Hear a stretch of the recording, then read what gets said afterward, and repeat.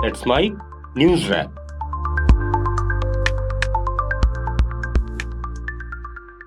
Let's Mic news wrap में अब सुनते हैं दिन भर की अहम खबरें सिर्फ 10 मिनट में। बिहार विधानसभा चुनाव के पहले चरण की वोटिंग खत्म हो गई है। 121 सीटों पर करीब 61% मतदान हुआ है। मतदान में बाधा पहुंचाने की आशंका को लेकर पुलिस ने 2 दर्जन से ज्यादा लोगों को हिरासत में लिया है। वहीं बक्सर में पोलिंग गड़बड़ी के आरोप में 8 लोगों को गिरफ्तार किया गया है। साथ ही जिला प्रशासन ने निष्पक्ष और शांतिपूर्ण चुनाव सुनिश्चित करने की प्रतिबद्धता जताई है। इसके साथ ही दूसरे चरण के चुनाव से पहले रैलियों का रेला लग चुका है। प्रधानमंत्री मोदी, लोकसभा में नेता प्रतिपक्ष राहुल गांधी, बिहार के नेता प्रतिपक्ष तेजस्वी यादव और मुख्यमंत्री नीतीश कुमार धुआंधार चुनाव प्रचार कर रहे हैं। यूपी की पूर्व मुख्यमंत्री मायावती ने भी बिहार में रैली की। पीएम नरेंद्र मोदी ने भागलपुर में एक जनसभा को संबोधित करते हुए कहा कि बिहार की जनता, विशेषकर माताएं और बेटियां, बड़ी संख्या में मतदान कर रही हैं ताकि जंगल राज की वापसी नहीं हो सके। पीएम ने कहा कि जंगल राज की जिस पाठशाला में राजद के लोग पढ़े हैं, वहां अ से सिर्फ अपहरण और अत्याचार सिखाया जाता है। वहां अ से अपहरण और अ से अत्याचार ही पढ़ाया जाता है।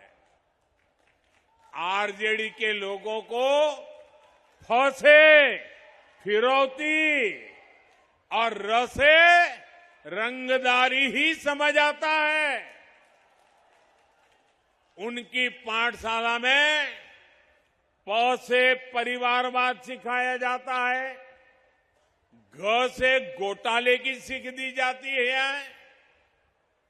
आरजेडी का ककहरा है, आरजेडी का ककहरा है कट्टा, क्रूरता, कटुता, कुसंस्कार, करप्शन और कुशासन।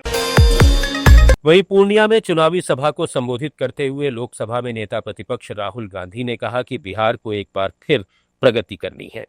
दुनिया के सबसे बेहतरीन कॉलेज और विश्वविद्यालय यहां बनने चाहिए, सबसे बेहतरीन अस्पताल बनने चाहिए। बिहार दुनिया के पर्यटन का केंद्र बनना चाहिए। टूरिज्म सेंटर बनना चाहिए, फूड प्रोसेसिंग का सेंटर बनना चाहिए, इंडस्ट्री का सेंटर बनना चाहिए। ये नरेंद्र मोदी और नीतीश जी की बस की नहीं है। नीतीश जी तो कुछ कर ही नहीं सकते। नीतीश जी का तो रिमोट कंट्रोल उनके हाथ में है। जैसे टीवी का चैनल बदलता है, वैसे नरेंद्र मोदी नीतीश जी का चैनल बदल देते हैं। नीतीश जी कुछ चाहते हैं, नरेंद्र मोदी एक बटन दबाते हैं, वो दूसरा होना शुरू हो जाता है। नीतीश जी सरकार थोड़ी चलाते हैं। बिहार के ब्यूरोक्रेट्स अमित शाह, नरेंद्र मोदी और दिल्ली के ब्यूरोक्रेट्स बिहार की सरकार चलाते हैं। ये सच्चाई है। और ये जहां भी इलेक्शन लड़ रहे हैं, ये वोट चोरी करके इलेक्शन जीत रहे हैं। चंपारण में हुई चुनाव सभा में कांग्रेस महासचिव प्रियंका गांधी ने कहा कि यहां के किसानों की आवाज महात्मा गांधी तक पहुंची और वे यहां तक आए। आज अंग्रेजों का नहीं, मोदी का साम्राज्य है। इस राज में सब कुछ महंगा हो गया है। बिहार में एक जमाने में बड़े बड़े पुल बने थे। अब हाल यह है कि 3 साल में 27 पुल गिरे हैं। आज आप संघर्ष कर रहे हैं। आज स्थिति यह है कि आधी आबादी पलायन कर चुकी है। 20 साल से एनडीए की सरकार है। क्या आपको रोजगार मिला? रोजगार के लिए पलायन करना पड़ता है। हम उस कांग्रेस पार्टी के नेता और कार्यकर्ता हैं जिन्हें महात्मा गांधी ने रास्ता दिखाया। मोबाइल फोन होता था, ना टीवी होता था, यहाँ के रास्ते भी पक्के नहीं थे। उस समय आपके पूर्वजों ने आंदोलन किया।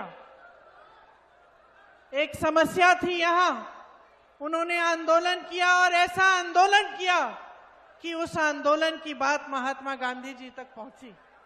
और फिर महात्मा गांधी जी यहाँ आए और यहाँ आकर उन्होंने जब देखा कि कैसी समस्या है, किस तरह से यहाँ के किसान इतने महान बड़े साम्राज्य से लड़ाई कर रहे हैं, खड़े हैं अपने अधिकारों की लड़ाई लड़ रहे हैं, तब उनसे महात्मा गांधी जी प्रेरित हुए और इस देश में उन्होंने सत्याग्रह यहीं से शुरू किया और यहीं से शुरुआत हुई हमारी आजादी की लड़ाई की। पश्चिम बंगाल में मतदाता सूची के विशेष गहन संशोधन के दूसरे और तीसरे दिन फॉर्म वितरण के दौरान पक्षपात और हिंसा के आरोपों ने माहौल गर्मा दिया। कोलकाता सहित कई इलाकों में घर घर जाकर बूथ लेवल ऑफिसर्स ने फॉर्म बांटे, लेकिन विपक्षी दलों के बूथ लेवल एजेंटों पर कुछ जगहों पर हमले हुए और तृणमूल कांग्रेस के प्रभाव में काम करने का आरोप लगा। भाजपा और वाम दलों ने कहा कि बीएलओ सत्तारूढ़ पार्टी के इशारे पर काम कर रहे हैं। तृणमूल ने इन दावों को सिरे से खारिज करते हुए कहा कि ये चुनावी प्रक्रिया को बदनाम करने की साजिश है। राज्य चुनाव आयोग ने शिकायतों की जांच का आश्वासन दिया है। इस बीच पश्चिम बंगाल के ठाकुर नगर में मातुआ समुदाय के एक वर्ग ने एसआईआर के खिलाफ तृणमूल कांग्रेस की राज्यसभा सांसद ममता बाला ठाकुर की अगुवाई में अनशन शुरू कर दिया है। यहां लोग बिना शर्त नागरिकता की मांग कर रहे हैं और एसआईआर को अपने समुदाय के खिलाफ बता रहे हैं। मातुआ समुदाय मुख्य रूप से बांग्लादेश से आए शरणार्थियों का है और लंबे समय से सीएए और नागरिकता के मुद्दे पर सक्रिय है। विपक्ष ने इसे सत्तारूढ़ पार्टी का दबाव बताया है। ओडिशा के मुख्यमंत्री मोहन चरण मांझी ने पारादीप पोर्ट डे के मौके पर 2 बड़ी बंदरगाह परियोजनाओं की घोषणा की।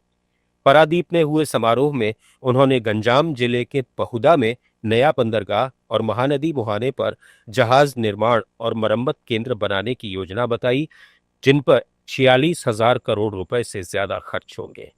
ये परियोजनाएं राज्य की समुद्री व्यापार क्षमता को बढ़ाएंगी और हजारों रोजगार पैदा करेंगी।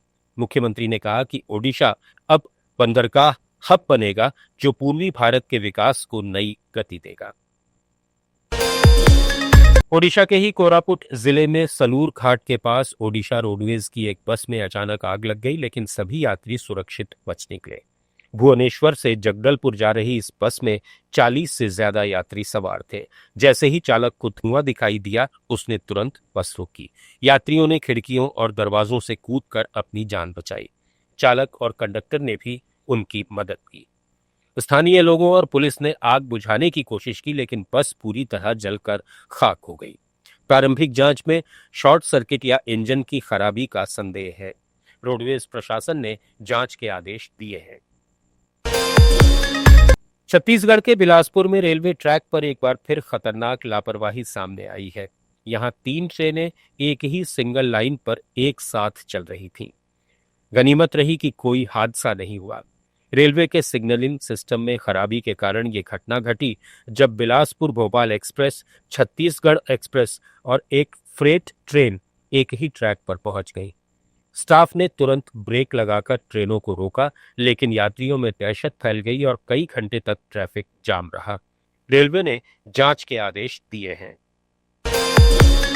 मणिपुर में इम्फाल के सिटी कन्वेंशन सेंटर में आकाशवाणी इम्फाल का हीरक जयंती समारोह मनाया गया।